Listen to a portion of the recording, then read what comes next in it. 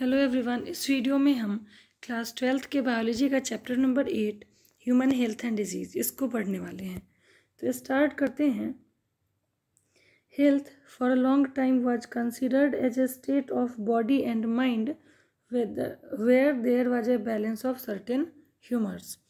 यानी हेल्थ जो है बहुत लंबे समय से हमारे बॉडी का और हमारे माइंड का बैलेंस, मतलब दोनों का सही होना, हमारे बॉडी का भी फिट होना और माइंड का भी फिट होना, हेल्थ का मतलब यही होता है।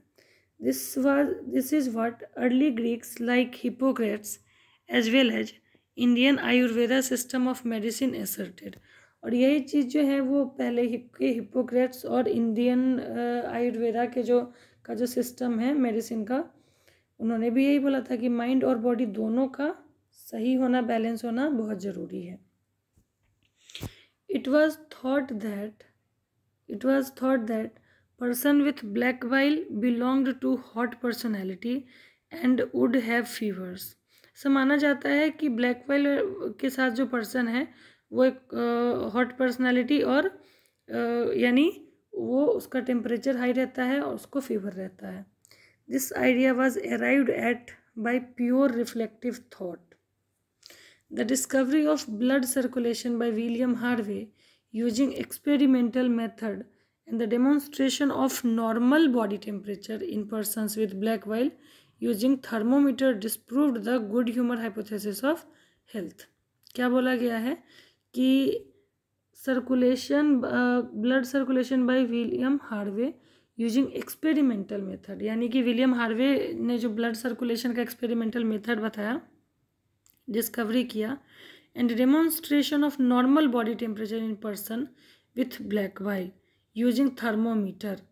और ब्लैक बाइल वाले पर्सन का नॉर्मल बॉडी टेम्परेचर थर्मोमीटर को यूज़ करने से जब पता चला तो इससे गुड ह्यूमर जो पहले वाली सोच थी उसको, उस हाइपोथेसिस को डिस्प्रूव कर दिया गया। इन लेटर ईयर्स, बाद के सालों में, biology stated that mind influences through neural system and endocrine system. उसके बाद के सालों में क्या हुआ कि बायोलॉजी को इस तरह से माइंड को इन्फ्लुएंस करने वाला समझा गया, किसके थ्रू? न्यूरल सिस्टम के थ्रू और एंडोक्राइन सिस्टम के through. Our immune system and that our immune system maintains our health. इस तरह से हमारे न्यूरल सिस्टम को, एंडोक्राइन सिस्टम को, इम्यून सिस्टम को इस तरह से हमारे माइंड को इन्फ्लुएंस करने के लिए समझा गया, और इसी प्रकार से जो हमारा इम्यून सिस्टम है वो हमारे हेल्थ को अफेक्ट करता है। Hence mind and mental state can affect our health. और इस तरह से माइंड और मेंटल स्टेट जो है वो हमारे हेल्थ को अफेक्ट करते हैं, यानी प्रभावित करता है। Of course health is affected by, और हेल्थ किस किस चीज़ से अफेक्टेड होता है उसको देखते हैं। First, genetic disorder.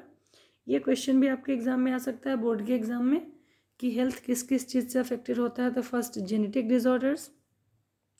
Genetic disorder के अंदर क्या आया? Deficiencies with which a child is born and deficiencies which the child inherits from parents from birth. Genetic disorder के अंदर क्या हो गया? Deficiency with which child is born. बच्चा जिस डेफिशिएंसी के साथ जन्म लेता है, या फिर ऐसा डिफेक्ट और डेफिशिएंसी जो कि किसी बच्चे के अंदर उसके माता पिता से आता है। Second is infection, and third life style including food and water we take, rest and exercise we give to our bodies, habitats that we have और लैक ETC। उसके साथ साथ लाइफ स्टाइल जो होता है, जिसके अंदर हम क्या खाना खाते हैं, क्या पानी पीते हैं, किस तरह से रेस्ट करते हैं, एक्सरसाइज करते हैं, अपने बॉडी को किस तरह से हम हैबिचुएटेड करते हैं, आदत बनाते हैं, या कौन सी आदत हमारे अंदर नहीं है, ये सब जो है वो भी हमारे हेल्थ को अफेक्ट करता है, यानी प्रभावित करता है। The term health is very frequently used by everybody. Term health जो है वो सबके द्वारा यूज़ किया जाता है। How do we define it? लेकिन इसको हम कैसे डिफाइन करेंगे? Health does not simply mean absence of disease. Health का सिंपल सा ये मतलब नहीं है कि कोई डिजीज़ नहीं हो। और फिजिकल फिटनेस, सीधे फिजिकल फिटनेस होने से भी हेल्थ को हम सिंप्लीफाई नहीं कर सकते, एक्सप्लेन नहीं कर सकते। It could be defined as a state of complete physical, mental and social well-being। Health को हम किस तरह से डिफाइन कर सकते हैं? Physical, mental and social wellbeing, that means कि हम फिजिकली फिट हैं, मेंटली फिट है एंड सोशियली फिट हैं, सोशियली सबके साथ हमारा कनेक्शन सही है, तब हम हेल्थ को इस तरीके से डिफाइन कर सकते हैं। When people are healthy they are more efficient at work. अगर कोई पर्सन हेल्दी है किसी भी तरह, अगर सब तरह से, दैट मीन्स कि फिजिकली, मेंटली एंड सोशियली, तो वो बहुत ज़्यादा एफिशिएंट होता है वर्क के लिए, यानी कि बहुत काम करता है। This increases productivity and brings economic prosperity. और ये क्या करता है? प्रोडक्टिविटी, फिर अगर हेल्थ सही है, एफिशिएंट है पर्सन, तो प्रोडक्टिविटी भी इंक्रीज होगी और इकोनॉमिक प्रोस्पेरिटी भी होगी, यानी कि इकोनॉमिक ग्रोथ भी होगा। Health also increases longevity of people and reduce infants and maternal mortality. Health जो है वो लोगों की लाइफ को बढ़ाता है और बच्चे का और मदर का मोर्टेलिटी भी रोकता है। यानी कि पहले क्या होता था, जनरली बच्चे का या फिर माँ का बच्चे के जन्म के समय डेथ हो जाती थी, पर ऐसा नहीं, अब मैटरनल और इन्फेंट दोनों जो हैं उनके लॉन्गेविटी को, यानी कि एज को बढ़ाता है health. Balanced diet, personal hygiene and regular exercise are very important to maintain good health. Balanced diet यानी सही खाना, personal hygiene and regular exercise are very important to maintain good health. यानी साफ सफाई और हमेशा रेगुलर एक्सरसाइज करने से गुड हेल्थ, अच्छा हेल्थ जो है वो मेंटेन रहता है। Yoga has been practised since time immemorial to achieve physical and mental health. Yoga जो है वो लंबे समय से किया जाता है, किस लिए? अच्छे हेल्थ को रखने के लिए। Time immemorial to achieve physical and mental health. Yes, आगे है awareness about the disease and their effect on different bodily function, vaccination, immunisation against infectious disease, proper disposal of waste, control of vectors and maintenance of hygienic food and water resources are necessary for achieving good health। अच्छे health को पाने के लिए किस किस चीज़ की ज़रूरत होती है? अवेयरनेस अबाउट द डिजीज़, यानी डिजीज़ के बारे में जागरूक होना और उस डिजीज़ से क्या इफेक्ट पड़ सकता है बॉडी के फंक्शन पर। वैक्सीनेशन क्या है, क्यों ज़रूरी है किसी भी इन्फेक्टियस डिजीज़ के लिए। प्रॉपर डिस्पोजल ऑफ वेस्ट, यानी कि जो भी वेस्ट प्रोडक्ट है उसका हम कहाँ पे उसका डिस्पोजल करते हैं।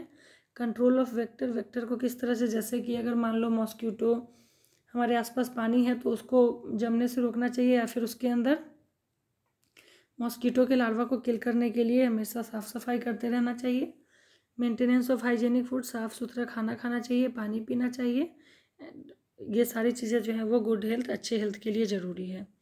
When the functioning of one or more organ or system of body is adversely affected, characterized by various signs and symptoms, जब एक या एक से ज़्यादा ऑर्गन या फिर सिस्टम जो है बॉडी का अगर अफेक्टेड हो जाता है तो हमारे बॉडी के अंदर बहुत सारा साइन और सिम्टम जो है वो आने लगता है। वी से वी आर नॉट हेल्दी, और फिर हम कहने लगते हैं कि हम हेल्दी नहीं हैं, वी हैव डिजीज़, हमें कोई डिजीज़ है। Disease can be broadly grouped into infectious and non infectious. Disease को दो भाग में डिवाइड किया जा सकता है, इन्फेक्टियस और non infectious. Diseases which are easily transmitted from one person to another are called infectious. जो डिजीज़ एक पर्सन से दूसरे पर्सन में ईजिली ट्रांसमिट किया जा सकता है उसको हम इन्फेक्टियस डिजीज़ बोलते हैं। Infectious diseases are very common and every one of us suffer from these at some time or other. Infectious disease जो है बहुत ही कॉमन होता है और हम में से सभी लोग इस कभी ना कभी इससे सफ़र करते हैं। Some of the infectious disease like AIDS are fatal. कुछ इन्फेक्टियस डिजीज़ जैसे कि एड्स जो है वो फैटल है, यानी कि उसके कारण डेथ हो जाती है। Among non infectious diseases cancer is major cause of death. और नॉन इन्फेक्टियस डिजीज़ के अंदर कैंसर जो है वो डेथ का मेजर रीजन है। Drug and alcohol abuse also affect our health adversely. Drug और एल्कोहल यानी कि ड्रग और शराब जो है ये भी का यूज़ करना जो है वो भी हमारे हेल्थ को बहुत बुरी तरीके से प्रभावित करता है।